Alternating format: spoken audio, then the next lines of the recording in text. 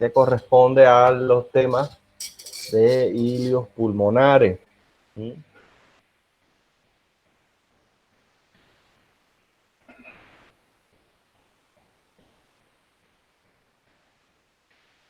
Bien. El ilio pulmonar es una estructura, fíjense que es ilio con H, ilios pulmonares. No confundan ilio con il.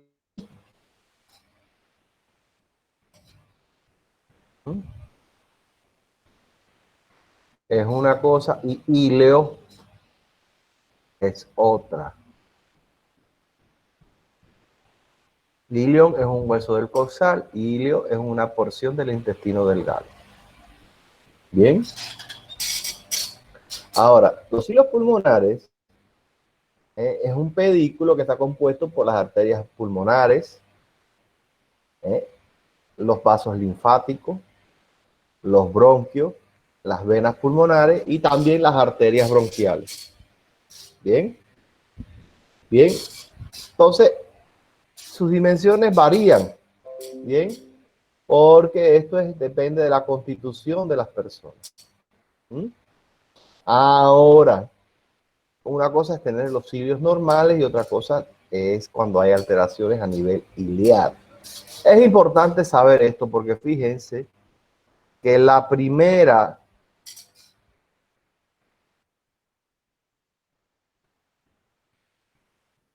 manifestación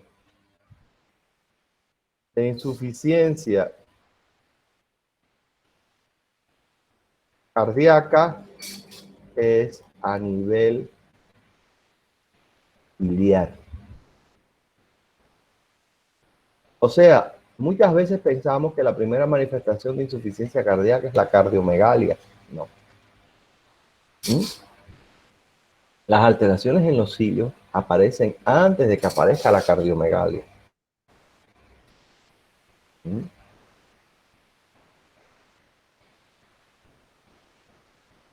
Déjenme arreglar eso.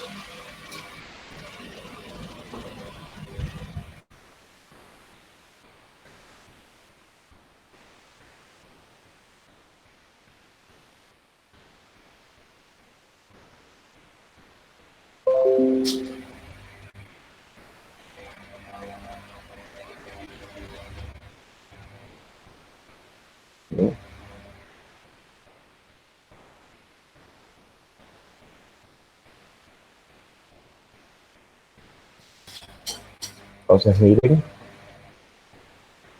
aquí la saeta representa la trama vascular de los cilios.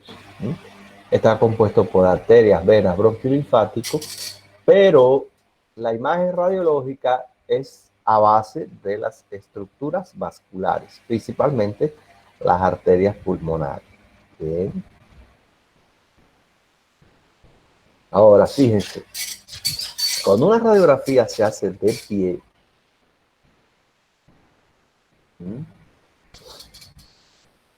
los segmentos que están de los ilios hacia abajo, sus venas drenan hacia el ilio en contra de la gravedad. Y los segmentos que están del ilio hacia arriba lo hacen a favor de la gravedad. Entonces, eso es un detalle muy importante. Por eso es importante saber si la radiografía se hizo o no se hizo bien. Bien. Entonces,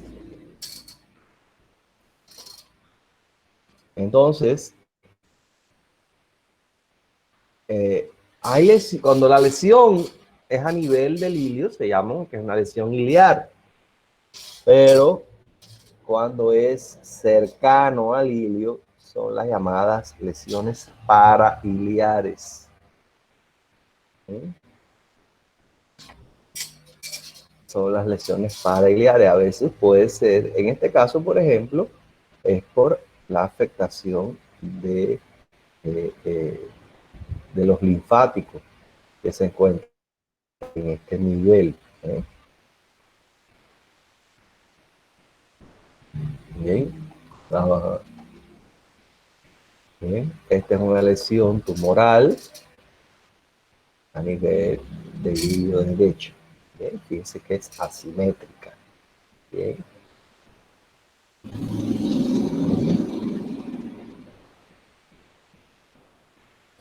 Entonces, esta es una imagen nodular. Se encuentra en la periferia del pulmón derecho y hay un engrosamiento del hilio que se relaciona con una adenopatía biliar metastásica del tumor. Bien, bien. Estas imágenes se describen como radioopacas. Claro.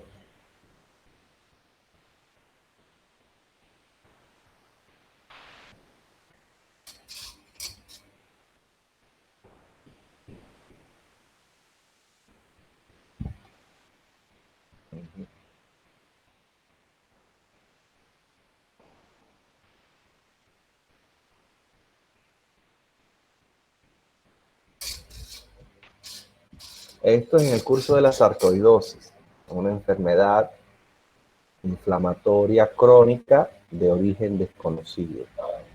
La sarcoidosis es una enfermedad rara.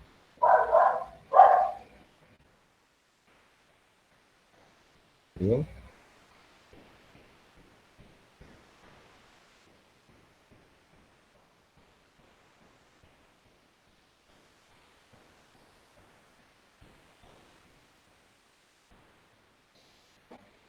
Esta imagen no, en la hipertensión pulmonar se ve un engrosamiento de los cilios con una hiperclaridad periférica.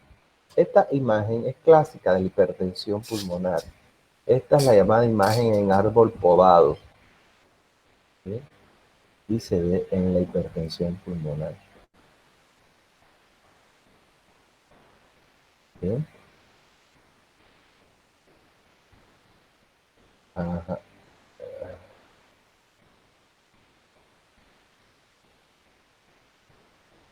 Ya. Entonces, ahora vamos a ver alteraciones propias de la pared torácica. Los hilios los vamos a ver mejor cuando veamos insuficiencia cardíaca. No se preocupe. Él es de interés en insuficiencia cardíaca. ¿Sí? Cuando yo evalúo la pared torácica, yo tengo que evaluar partes blandas y partes óseas. ¿Sí? Entonces pueden aparecer alteraciones de ambas partes. En esta lámina aparece la llamada costilla cervical.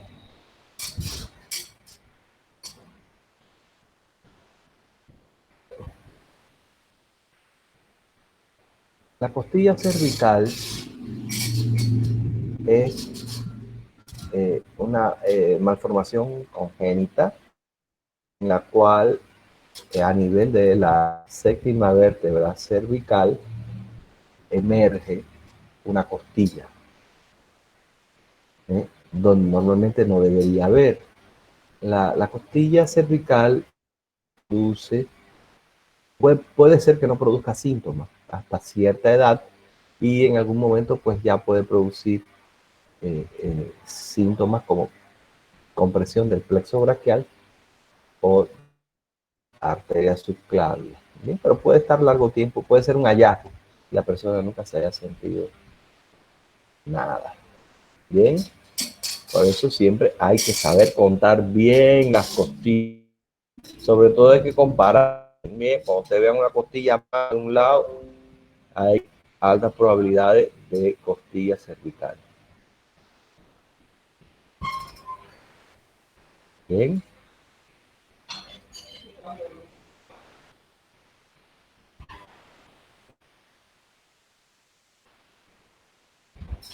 Existen tumores óseos que pueden ser asiento a nivel de las costillas. Son muy dolorosos. Ustedes saben que por el surco inferior, por el borde inferior de cada costilla, cursa la arteria, la vena y el nervio intercostal, que está, pues esto es una muy sensible. Bien. Esto, aquí el libro nos dice, esta imagen puede simular un tumor pulmonar, un tumor parenquimatoso. Bien.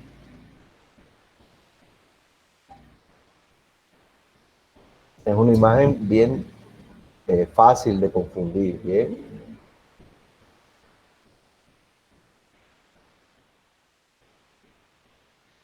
Bien.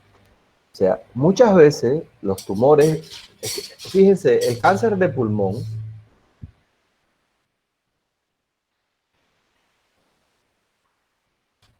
y el de próstata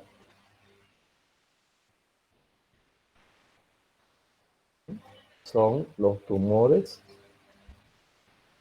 más frecuentes.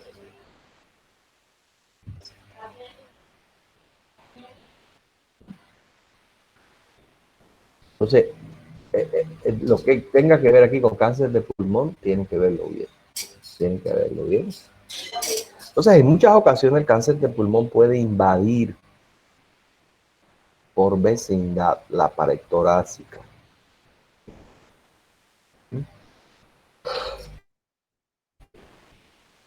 Disculpen, es quinta. En este caso es un tumor del surco pulmonar superior, el tumor de Pancoas,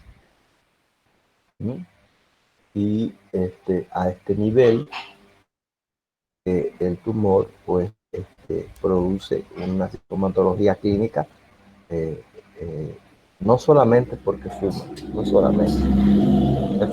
El cigarro es factor de riesgo, no es causa. Entonces, el tumor puede producir invasión de la primera costilla y puede comprimir el plexo braquial y las estructuras vasculares. Sí.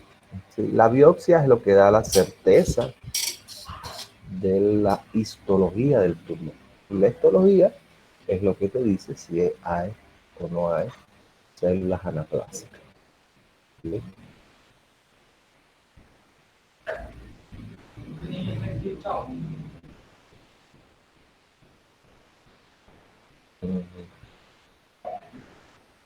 Bien. Este es el llamado pectum excavatum. Es una deformación del esternón en la cual hay una depresión en la mitad inferior del esternón. En una vista anteroposterior no se ve, pero en una vista lateral sí pueden ver la deformación. Y esa desviación pues, puede producir alteración ligera, discreta en las estructuras del mediastino. El pectum excavatum y la espalda recta se asocia en ocasiones a una valvulopatía que se conoce como prolaxo valvular mitral. ¿Eh? Por eso es que a veces, por eso en el cuartel, a los muchachos que van a pasar la premilitar, cuando tienen pectum excavatum, ni los quieren, porque tienen riesgo de que haya alguna cardiopatía por ahí escondida. Bien. Las alteraciones de la espondilitis anquilosante o espondilitis anquilopoiética, o sea, puede haber la imagen en caña de bambú o la imagen en camino de tren, que se observan por las calcificaciones en los bordes de los discos intervertebrales. Esta enfermedad es más frecuente en hombres. Bien. La espondilitis anquilosante o también llamada espondilitis anquilopoiética.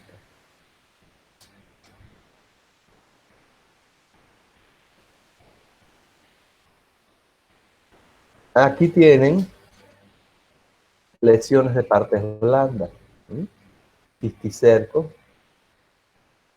calcificados y que son visibles. Solo si son calcificados. Bien. Bien. Un tumor de partes blandas solamente es visible si es calcificado. Bien. Si no, puede pasar sin ser visto. Bien. Y eh,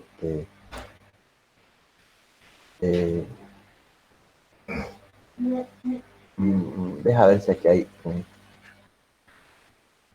Aquí, por ejemplo, es una paciente mastectomizada. De este lado se ve la sombra mamaria, ¿sí? Pero miren, de este lado no se ve la sombra.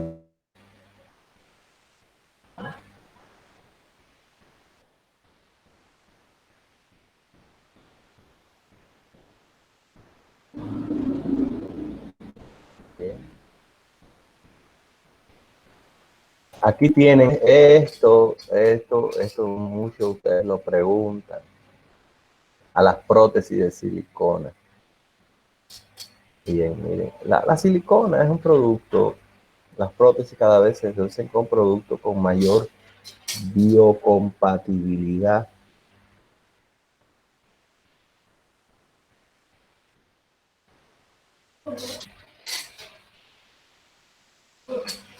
¿Sí?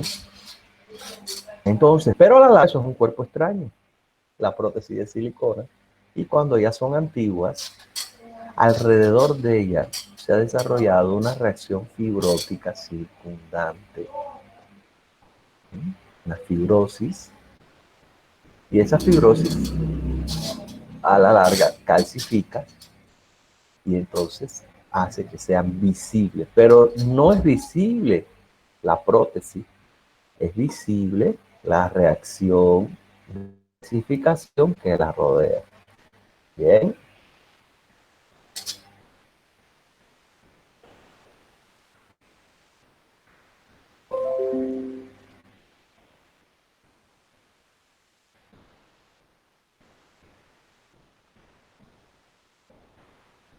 Bien. Interesante, ¿no? Esta clase de radiografía de tórax. Vamos a ver las masas mediastínicas. ¿Bien? O sea, muchas veces en una radiografía de tórax se pueden diagnosticar sobre todo los linfomas. Los linfomas o las adenopatías mediastínicas son frecuentes en muchos tumores, ¿eh? Y da la imagen policíclica característica.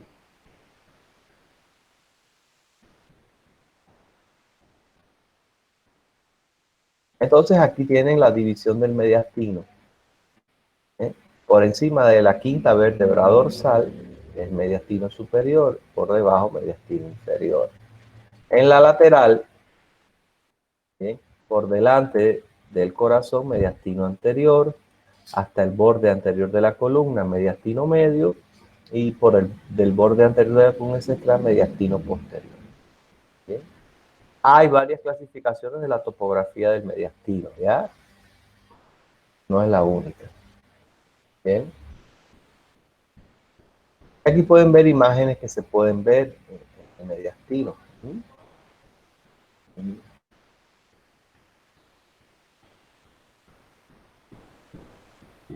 Esto es un engrosamiento del mediastino. ¿Me entiende? Esto, en este caso son adenomegalias producto de la enfermedad de Hodgkin, el linfoma. O sea, es un tumor de células linfoides, llamado linfoma de Hodgkin.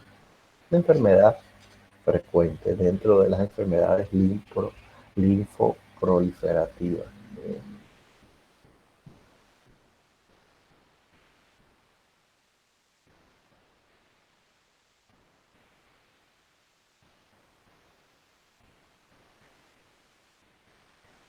Este, el timo es una glándula que es prominente en el recién nacido y después, en la vida adulta, el timo pues, disminuye su, involuciona, pero no desaparece y puede ser asiento de tumores, como por ejemplo el timoma. ¿Sí? ¿Sí? El timoma. Aquí en este caso se ve mucho mejor en la vista lateral. ¿Sí?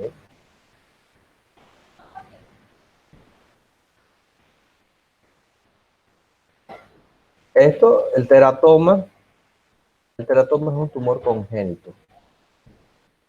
Es congénito. ¿Sí? Es congénito y no es maligno.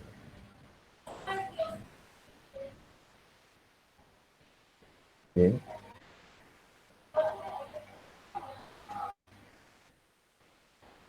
En este caso, esto es un quiste pericárdico. O sea, es una masa que interesa al pericardio o un contenido líquido.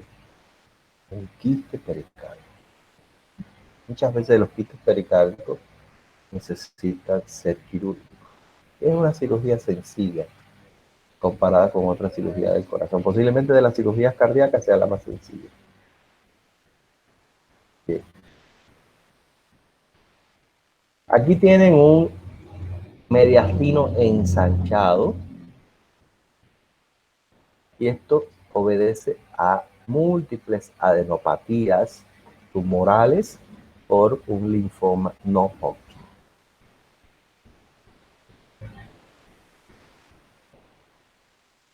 Aquí parece que hay una bandita de aplastas.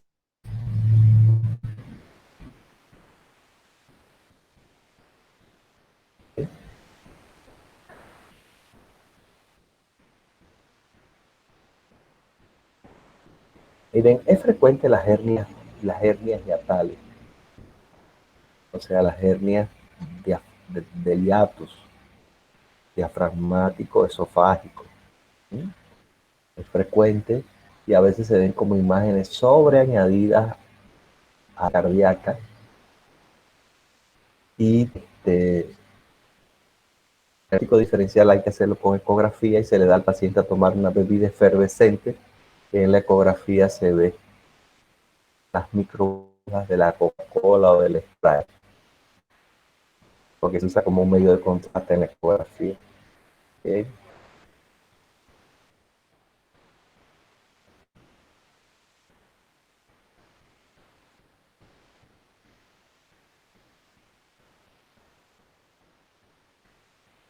Bien, muy bien.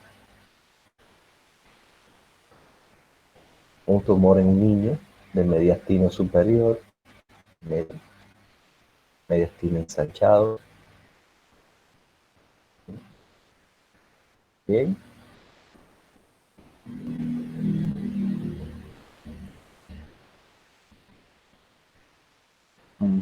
Vamos a dar un último bosquejo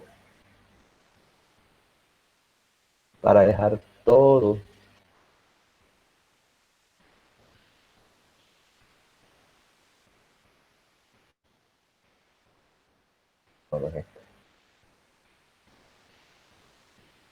para ya dejar todo para en la próxima comenzar a hablar sobre este, este slide lo saqué para ver las imágenes. ¿Sí? Para ver las imágenes. Miren, miren, aquí se ve francamente una radiopacidad que corresponde a lesiones inflamatorias diseminadas de aspecto algodonoso, radiopaca, de bordes mal definidos y que lo más probable correspondan con neumonía. ¿Sí?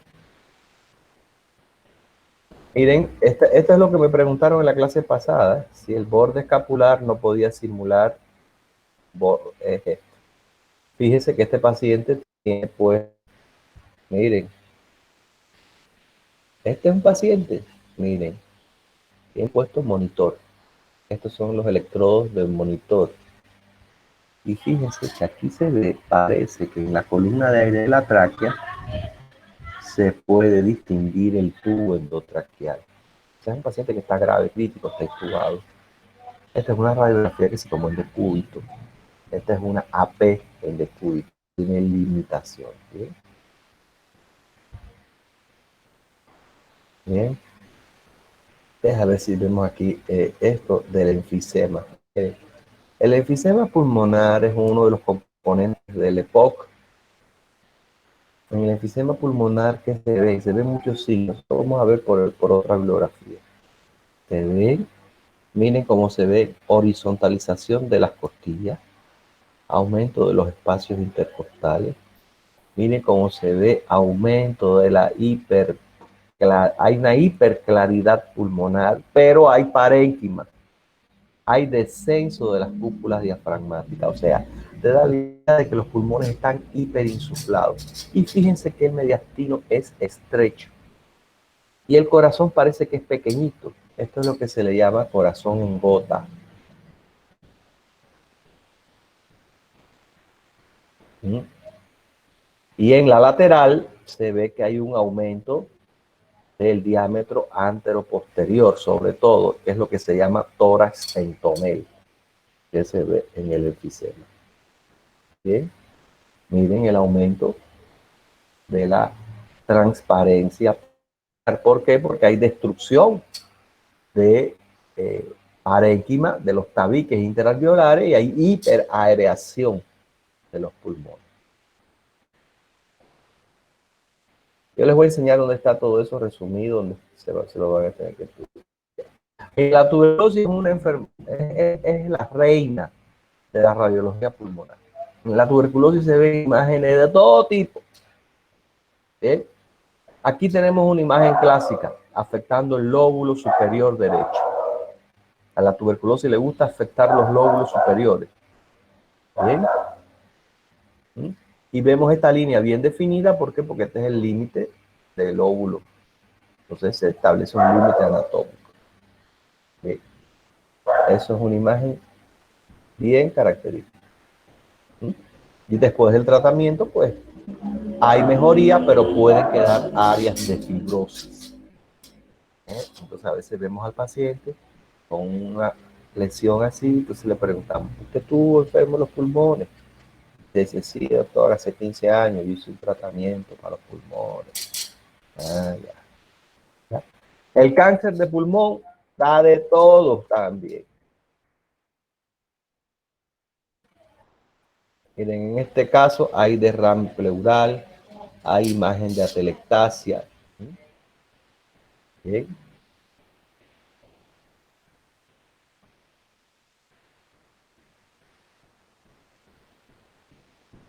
Esta lesión, esta lesión que vemos aquí, la vamos a ver también, es un tumor de pulmón accedado y se ve como un acceso de pulmón ya cuando ha roto y ha vertido, ha drenado parte de su contenido purulento. Entonces en su interior, la cavidad del acceso, hay una interfase de aire y la secreción. Esta línea, así horizontal, porque el paciente está de pie, es lo que se conoce como nivel hidroaéreo.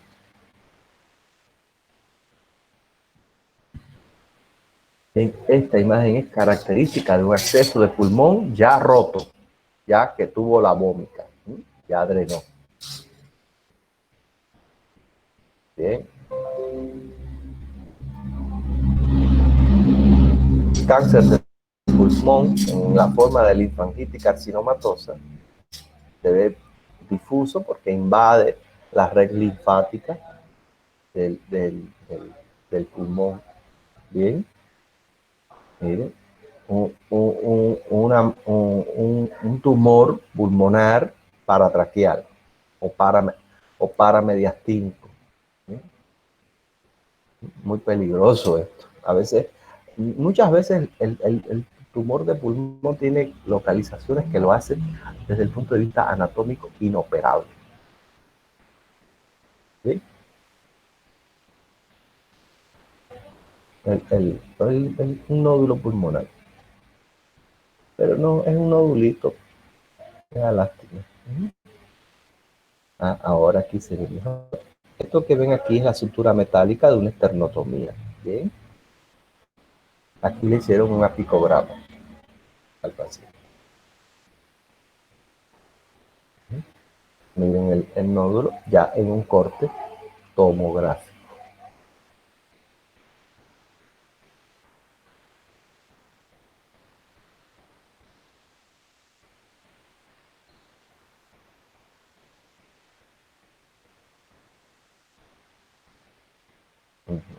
Hilios, hilios ensanchados.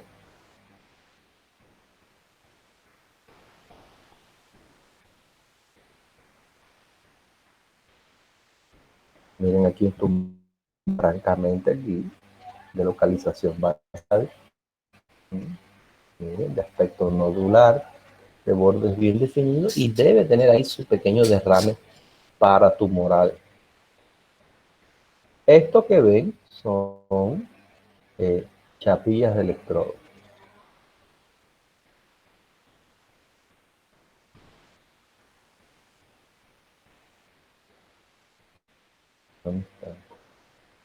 La sarcoidosis, que se ve como fibrosis pulmonar,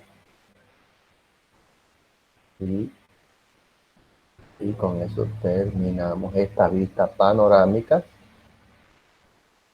Y vamos a ver aquí en radiología de respiratorio. Vamos a dar un pequeño recordatorio de senos perinasales. O sea, cuando hay sinusitis,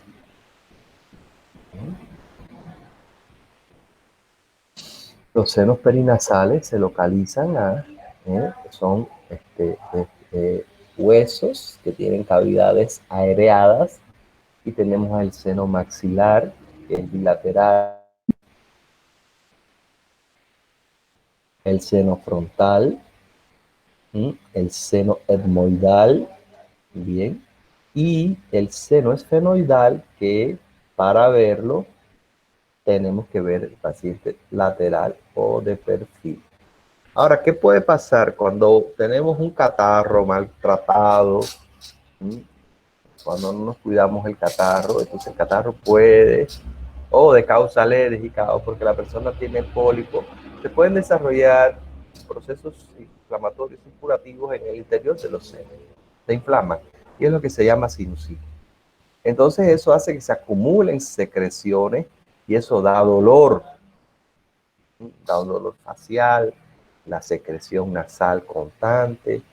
Y entonces hay que usar antibióticos, hay que usar antiinflamatorios, hay que usar antihistamínicos. Bien, entonces eh, desde el punto de vista radiológico, la sinusitis se pueden ver en distintas vistas. Se pueden ver en una vista posterior, anterior y lateral, pero también existe la vista de Caldwell y la vista de Waters, bien, que son vistas anguladas, vistas con ángulo, con caudo o con ángulo cefálico del cráneo. Entonces, vamos a ver también, por supuesto, en las tomografías, bien. Miren, esta es una vista lateral. Aquí yo puedo ver el seno frontal. Miren, aquí yo puedo ver el seno maxilar.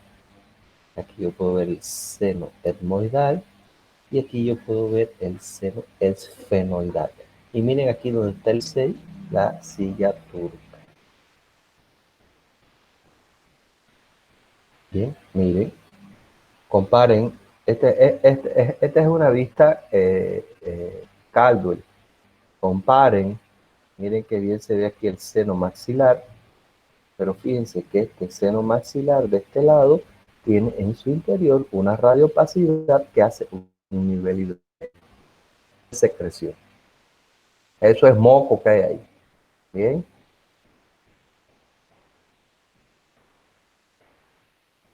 Bien. Siempre los senos se tienen que ver simétricamente. ¿Bien? En la tomografía, pues bueno, por supuesto, maravillosa. Te da unas vistas excelentes. ¿Sí? Te da unas vistas excelentes. ¿Sí? Entonces, por ahí terminamos. Y entonces ya en la clase próxima vamos a ver radiología del corazón. ¿Hasta aquí alguna duda?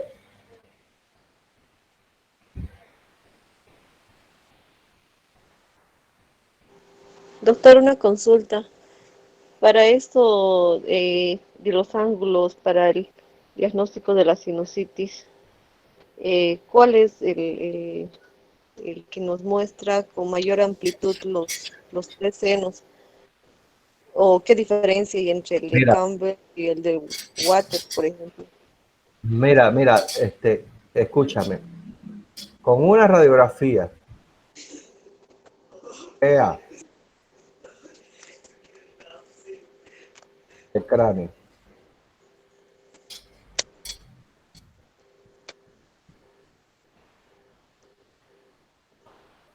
y una radiografía lateral de cráneo,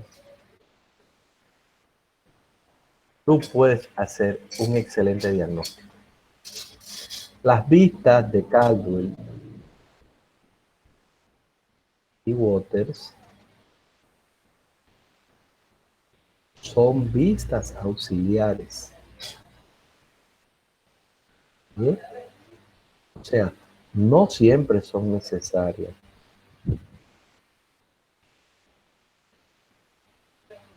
Bien, claro. Evidentemente, ellas te ayudan a ver senos maxilares. Bien. Ambas, senos maxilares. Bien. Y un poco el frontal. Bien. Ahora, el esfenoidal sí en la lateral, en la vista de perfil. ¿Claro? Sí, doctor, le preguntaba eso por qué razón.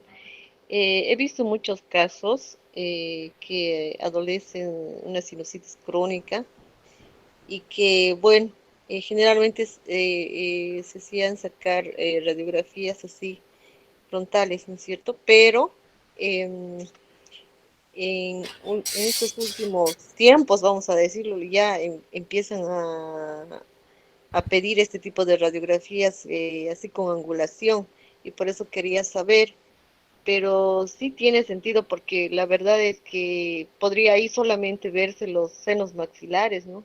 Porque los otros dos, Ahora, escúchame. La radiografía tiene sus límites y muchas veces sinusitis crónica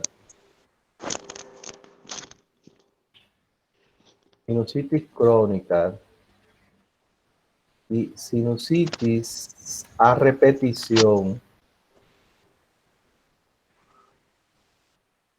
muchas veces es que el paciente no se le han diagnosticado poliposis de senos perinasales, ¿ya? Porque ya ese es un diagnóstico que se hace por eh, la especialidad otorrinolaringólogo. Y desgraciadamente en nuestra ciudad no tenemos otorrino. Y cuando hay pólipos, muchas veces los pólipos hay que operarlos. ¿Entiendes? Hay que hacer la cirugía de pólipos perinasales, ¿entiendes? Según donde esté. Porque si no, el paciente va a estar todo el tiempo eh, moquillén, ¿entiendes? ¿Entiendes? Entonces, hay que también ver eso. Entonces, no son sinusitis solo, ¿entiendes? Es que debajo hay pólipo, ¿entiendes? O debajo hay una rinitis alérgica, son personas, o son personas que no se cuidan, que no son cuidadosas, son personas que no se cuidan, ¿entiendes? Que, que, que no hacen el tratamiento bien, tienen un sustrato alérgico, sí, ¿entiendes? sí, doctor, gracias. Bien. Otra duda.